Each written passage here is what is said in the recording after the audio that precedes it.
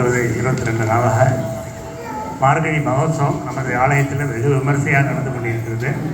தினமும் மாலை வேளையில் கச்சேரிகள், உபன்யாசங்கள், பரதநாட்டியம், அப்படி நிறைய வெரைட்டியாக. நேற்று கூட ஒரு குழந்தை ரொம்ப பிரமாதமாக உபன்யாசம் பண்ணிட்டு. இன்றைக்கு நமது ஆலயத்தை சேர்ந்த ஒரு அமைப்பு தேவார திருப்புகழ் சபை, அதன் ஒரு அங்கமான நம்ம இந்த திருவாச்சகம் குரூப்பாக வேல்மாறல் பாராயண குரூப் அவள் வந்து மாரியப்பன் தலைமையில் ஒரு டெய்லி ப்ராக்டிஸ் பண்ணிட்டு இருக்காங்க. அவளுடைய திருப்புகழ் இன்னிசை இன்றைக்கு நமது ஆலயத்தில் நடைபெற போகிறது. அதை எல்லாரும் அமைதியாக இருந்து கேட்டு ரசிக்குமாறு. நமஸ்காரம்.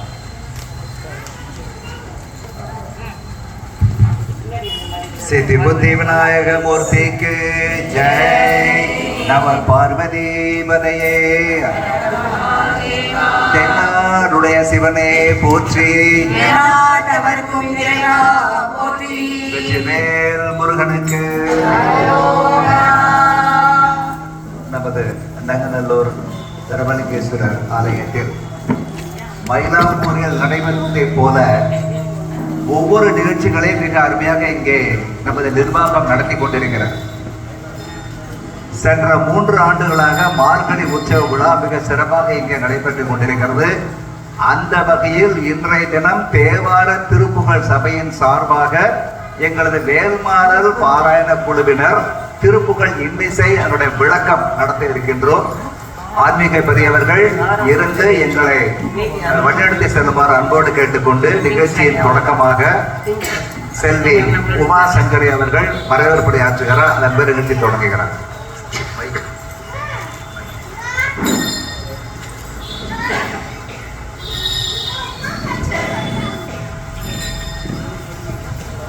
அனைவருக்கும் இனிய மாலை வணக்கம். நமது ஆலயத்தில் மார்கழி மாத உற்சவ விழா சிறப்பாக நடைபெற்றுக் கொண்டிருக்கிறது. அதன் தொடர்ச்சியாக இன்று வேல்மாறல் பாராயண குழுவினர் திருப்புகழ் நிகழ்ச்சியை இன்னிசை நிகழ்ச்சியை நடத்துகிறார்கள். திருப்புகழ் பாடல்கள் மற்றும் அதற்கான விளக்கத்தையும் நாம் அனைவரும் கண்டுகளிக்க இருக்கின்றோம். இந்த நிகழ்ச்சிக்கு பங்கேற்கும் ஆலயத்தை சார்ந்த நிர்வாகிகள் மற்றும் அனைத்து பக்தர்களையும் வருக வருக என்று வரவேற்கிறோம்.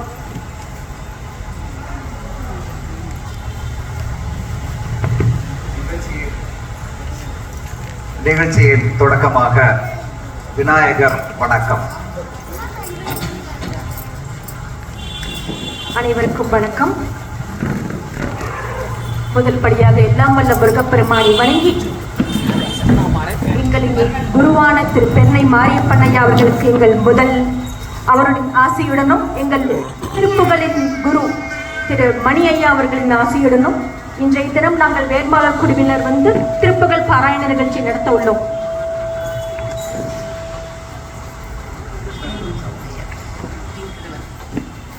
திருப்புகழ், திரு என்றால் என்ன?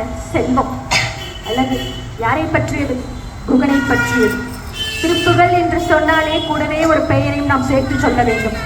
இரண்டையும் பிரிக்க முடியாது. வேற யார்? அருணகிரிநாதர்.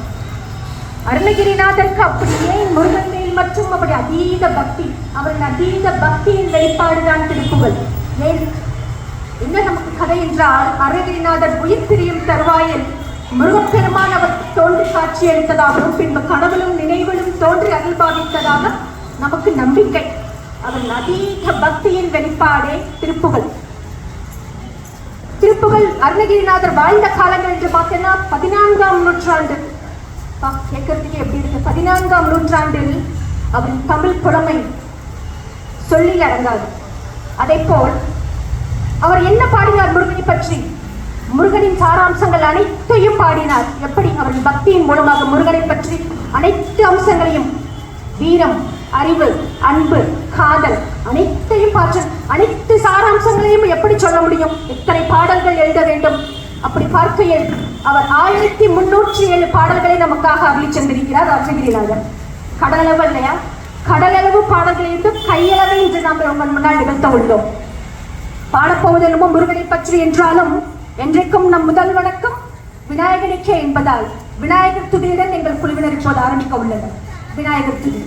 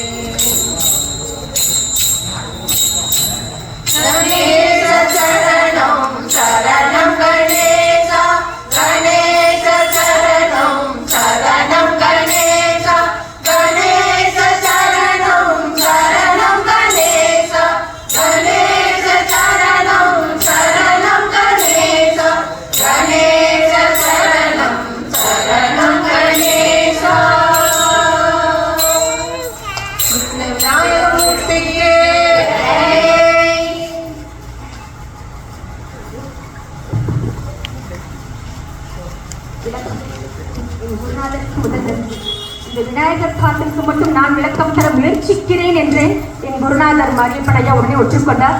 பிழை இருந்தால் ஐயா பொறுத்துக் கொள்ளவும். உம்பு தரு தேனுமணி கசிவாயி. உம்பர் என்றால் தேவர்கள், தரு என்றால் மரம். தேவலோகத்தில் இருக்கும் மரம், மரம் என்றால் சாதாரண மரம் இல்ல, கற்பக விருட்ச மரம். தேவலோகத்தில் இருக்கும் கற்பக விருட்ச மரம், காமதேனோ, சிந்தாமணி, இவை அனைத்தும் பக்தர்கள் வேண்டும் வரத்தை எப்படி வாரி வழங்கிக் கொண்டிருக்கிறதோ அதே போல் அருணகிரிநாதர் வேண்டுகிறார், என் மனமும் இலகியதாக இருக்க வேண்டும் என்று. என்னிடம் இருப்பதை இல்லாதவர்கள் கேட்கும் பட்சத்தில் நான் வாரி வழங்கும் இனிய உள்ளம் கொண்டவனாக இருக்க வேண்டும் என்று அருணகிரிநாதர் விநாயகர் பெருமானிடம் வேண்டிக் கொள்கிறார். அடுத்தவரையா ஒன்கடல் தேனமுத சுடர்பூதி. வெண்மை நிறத்தில் ஒளிவீசிக் கொண்டிருக்கும் பார்க்கடலை தோன்ற தோன்ற என்ன கிடைக்கின்றது? அமுதம். அதே போல் என் உள்ளத்தில் மெய்ஞானத்திற்கான உணர்வு ஊற்றிக்கொண்டே இருக்க வேண்டும். அந்த மெய்ஞான உணர்வை அருணகிரிநாதர் எதற்கு ஒப்பிடுகிறார் என்றால் தேன், இனிமையான தேனுக்கு இணையாக ஒப்பிடுகின்றார். அந்த தேனை இரவும் பகலும் நான் பருகிக் கொண்டே இருக்க வேண்டும். அந்த கற்பக விருட்சம், காமதேனோ இவைகளை போல் என்னால் என்ற அளவுக்கு அடுத்தவர்களுக்கு வாரி வழங்கிக் கொண்டே இலகிய மனதோடையவனாக நான் இருக்க வேண்டும். அதற்கு நீதான் எனக்கு அருள்பாவிக்க வேண்டும் என்கின்றார். இதெல்லாம் அருணகிரிநாதர் விநாயகர் பெருமானிடம் வைக்கும் ரெக்வெஸ்ட், விண்ணப்பம். பாதி பாடல்கள். அடுத்த பாதியில் என்ன பண்ணுகின்றார்? விநாயகர் பெருமானை போற்றுகின்றார். அப்பா, நீ என்ன சாதாரண ஆளா? நீ எவ்வளவு பெரிய ஆள்? தம்பி கணக்கானவன் தனிவோனே. என்ன சொல்றாருன்னா, அவரோட தம்பியார் நம்ம ஹீரோ முருகப்பெருமான் தான். என்ன சொல்றாருன்னா, தம்பிக்காக காட்டு போறான். எப்படின்னா, முருகப்பெருமான் வள்ளியம்மையாரை மனம் முடிக்க விரும்பி அவரிடம் தன் ஆசையை தெரிவிக்கிறார். அம்மையாரோ மறுத்து விட்டார். என்ன பண்றாரு? உடனே நேரம் அண்ணகிட்ட வர்றாரு. அண்ணா, என்ன பண்றது? அப்ப விநாயக மூர்த்தி அந்த பொருள் எடுத்துட்டார். தம்பி யார் இருக்க பயனே? அந்த டேலாக அவர் எடுத்துட்டார். சொல்றார், என்ன பண்றாரு? காட்டுக்குள் வனத்துக்குள் திணை பயிரை காவலித்துக் கொண்டிருக்கிறார் வள்ளியம்மையார். அங்கே யானை உருவத்தில் சென்று அவரை அச்சுறுத்துகிறார் விநாயகப் பெருமான். அம்மையாரோ அச்சத்தால் ஓடி சென்று அங்கே மாறு வேடத்தில் இருக்கும் முருகப்பெருமானிடம் சங்கமடைகிறார். அவர் முருகப்பெருமான் என்று அவருக்கு தெரியாத அந்த தருணத்தில், ஏனால் அவர் முதியவர் தோற்றத்தில் மாறு வேடத்தில் அங்கே இருக்கின்றார். பின்று முருகன் என்று தெரிந்து அவரை மனமுடித்துக் கொள்கிறார். இதுவே எப்படியோ டார்கெட் அச்சீவ்டு. தம்பியின் ஆசையை நிறைவேற்றி வைத்தவர் நம் விநாயகப் பெருமான். அது மட்டுமல்லாது அன்னையரே அம்மை அப்பனே நம் முதல் உலகம் என்று இந்த உலகுக்கு நிலைநாட்டியவர். எப்படி அவர்களை வலம் வந்து ஞானக்கனியான மாங்கனியை வென்றார். இது நம்ம எல்லாத்துக்கும் பரிச்சயமான ஒரு கதை. ஆனா இன்னைக்கு ஜென்சி கிட்ஸ்கிட்டே ஜென் ஆல்பா கிட்ஸ்கிட்டே போய் இதை சொன்னோம்னா what are you talking about அப்படிம்போம். ஏன்னா இன்னைக்கு இன்ஸ்டாகிராம் இன்ஃப்ளூயன்ஸ்டு கிட்ஸ்லாம் எல்லா ஆப்லையும் முதல்ல பிளாக் பண்ணுறதே அம்மாவையும் அப்பாவையும் தான். அவளை பிளாக் பண்ணிட்டு எல்லாமே போஸ்டே போடுறது. விநாயகமூர்த்தி என்ன சொன்னார்? அம்மா அப்பா தான் உலகம்னு சொன்னேன். முதல்ல நம்ம குழந்தைங்களுக்கு இந்த பாட்டை முதல்ல நம்ம கண்டிப்பாக எடுத்து சொல்லணும். அன்பதன காலநிலை பொருளோனே எல்லாருக்கும் எளிமையா இருக்கக்கூடிய ஒரு கடவுள். அவருக்கு ஏக்கவில்லம் சமார்ப்பணம் அப்படின்னா அவருக்கு ஒரே ஒரு அருகம்புல்லு போறோம். அப்படி எளிமையான ஒரு கடவுள். எப்போ யோசிச்சு பாருங்க, பெருமாள் கிட்ட பெருமாளே என் அப்படி படுத்துற, பரமேஸ்வரா என்னை படாத பாடு படுத்துறீங்கப்பா. இவர்கிட்ட கேட்கவே வேணாம். இங்க உட்காந்து ஆல் எமோஷன் கம்யூனிகேஷன் தான். கான்ஃபிளிக்ட் போயிட்டே இருக்கும். அப்படியே உட்காந்து படியில உட்காந்து நம்ம பக்தர்கள் நானே அவர்கிட்ட உட்காந்து பேசிட்டு இருப்பேன், ஏன் அப்படி பண்ற அப்படின்னு. ஆனா என்னைக்குமே விநாயகமூர்த்தி அப்படி இல்லை. அவர் என்னைக்குமே நம்ம குட் புக்ஸ்ல இருப்பார். ஒரு ஃப்ரெண்ட்லியான கடவுள். அதை தான் சொல்றார் அருணகிரிநாதர். என்னைக்குமே ஒரு எளிமையான கடவுள், எளிதில் அணுகக்கூடிய ஒரு கடவுள். அதுதான் கடைசி வரி. 5 கரத்தான முக பெருமானே. ரொம்ப ஈஸியா புரியுற மாதிரி இருக்கும், பட் ஆழ்ந்த கருத்துள்ள ஒரு வரி இதுதான். 5 கரங்கள், வலப்பக்கம் 2 கை, இடப்பக்கம் 2 கை, துதிக்கை சேர்த்து 5 கரம் அப்படின்றது மட்டுமே அதற்கு பொருளாகும். வலப்பக்கம் 2 கை, சிகரம், வகரம், யகரம், நகரம், மகரம், சிவய நம. சிவய நம என்ற பஞ்சாட்சர மந்திரத்தை தன்னுள் அடக்கி வைத்திருப்பார்கள். இவருக்கு 5 முக கணபதி என்று உண்டு. துதிக்கையில் உள்ள சுழியில் ஓம் என்றும் பிரணவ மந்திரத்தையும் தன்னுள் அடக்கி வைத்திருப்பவர். அந்த வரிசையில் 6 எழுத்த கணபதியாக நமக்கு காட்சியளிப்பார். அதனால்தான் என்றைக்கும் நம் முதல் வணக்கம் அவருக்கு ஏன் சொல்றோம்? சிவய நம என்ற பஞ்சாட்சர மந்திரமாகட்டும், ஓம் என்றும் பிரணவ மந்திரமாகட்டும் அனைத்தையும் தன்னுள் அடக்கி வைத்திருப்பவர் நமது விநாயகப் பெருமான். அதனால் தான் என்றென்றும் நம் முதல் வணக்கம் விநாயகனுக்கே. நன்றி.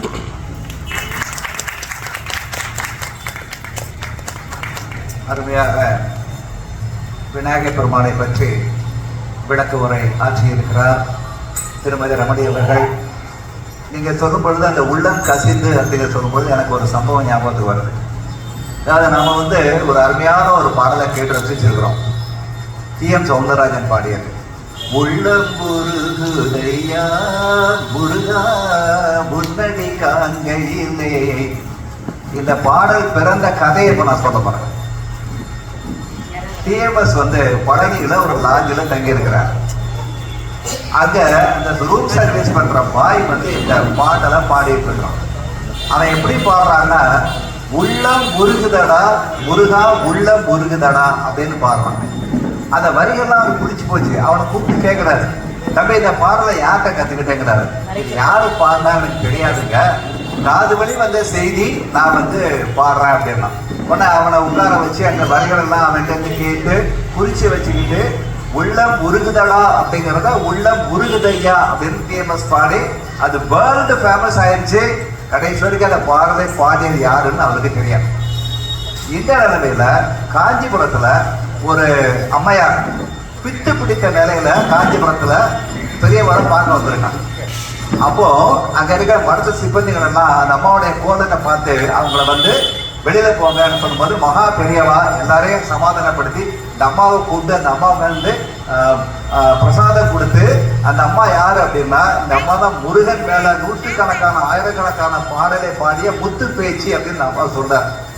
அவங்க எழுத அந்த உள்ளம் முருகுதடாங்கிற பாடல் டிஎம்எஸ் ஒரு முறை நம்ம சென்னை மண்ணடியில் இருக்க காளிகாம்பாள் கோயிலுக்கு போகும்பொழுது இந்த காளிகாம்பாள் கோயிலில் கல்வெட்டுல அந்த பாடலை பொறிச்சு வச்சு கீழே அந்த அம்மா பேரை போட்டிருக்கு. அதுக்கப்புறம் தான் அவருக்கே தெரிஞ்சிருக்கு இந்த பாடலை எழுதுனது யாருன்னு. மகாபெரியவாழ்கிட்ட ஆசீர்வாதம் வாங்கின ஒரு அம்மா அவங்க வந்து ஒரு குறிப்பிட்ட காலத்துக்கு அப்புறம் ஃபேமிலியை விட்டு வெளியே வந்து முழுக்க முழுக்க முருகனுக்காகவே பாடலை பாடி வாழ்ந்துருக்கிறாங்க. ஸோ அந்த உள்ள முருகதையாங்க அப்படின்னு சொல்லும்போது நம்ம உள்ள அப்படி முருகனுங்கிறத இந்த உம்பருத்தேர்மணி பாடலில் வந்து அருமையாக காணலாம். அடுத்து முதல் படை வீடு திருப்பரங்குன்றம் சஞ்சலம் சந்ததம் வந்த தொடராலே அப்படிங்கிற பாடல்.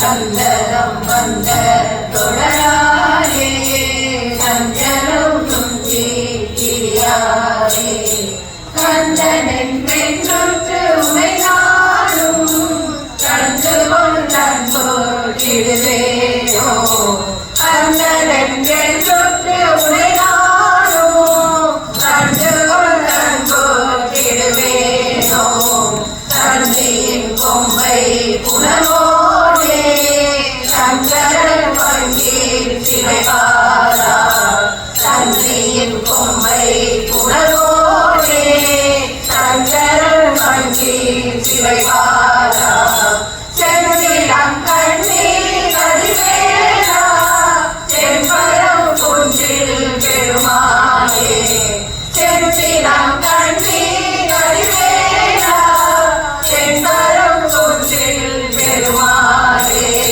கண்டனன் சென்றுட்டு உமையாரும் கண்டவுடன் போட்டிடுவேனோ கண்டனன் சென்றுட்டு உமையாரும் கண்டவுடன் போட்டிடுவேனோ செந்திலம் கண்ணி கரிவேலா செம்பரம் கொன்றே பெருமாளே செந்திலம் கண்ணி கரிவேலா செம்பரம் கொன்றே பெருமாளே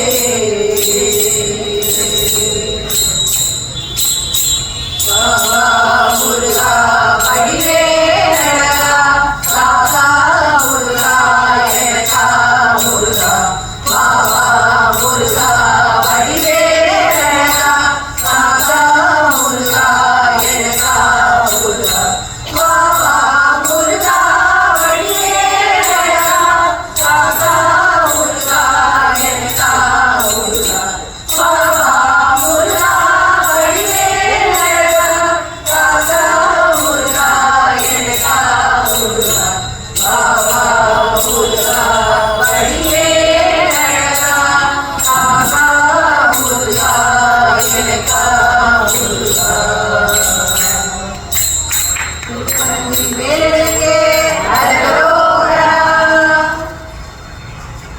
ஐயா முருகன் பெருமானை கந்தா கதிர்வேலா கடம்பா கார்த்திகேயா அப்படின்னு சொல்லிட்டு அவர் பின்னாடி பாடிட்டே போகணும்னு எனக்கு ஆசையா இருக்குது. என்னால முடியல. ஏன் என்னால முடியல? சந்ததம் அப்படின்னா எப்பொழுதும் எப்பொழுதும் நான் முருகப்பெருமானை பத்தியே பேசிட்டு இருக்கணும், அவருடைய பெருமையை பாடிட்டு இருக்கிறனும். ஆனா என்னால முடியல. என்ன? சந்ததம் பந்த தொடராலே. பந்தம்னா பாசம், அன்பு, பாசம், குடும்பத்தினால வைக்கக்கூடிய அன்பு. இந்த பாசம் அன்பு இதெல்லாம் என்ன என்ன பண்ணுது? முருகாவை பின்னாடி வரவிடாம என்ன தடுக்குது. கந்தனை துற்று உடை நாளும், ஒவ்வொரு நாளும் கந்தா கந்தான்னு சொல்லிட்டு உன் பின்னாடி வரவிடாம என்ன தடுக்கிறது எது? பாசம். இந்த பாசத்துல உழன்று கிடக்கிற வரைக்கும் என்னால வர முடியாது. இது அருணகிரிநாதரே சொல்றாரு அப்படின்னு அவருக்கு குடும்பம் கிடையாது.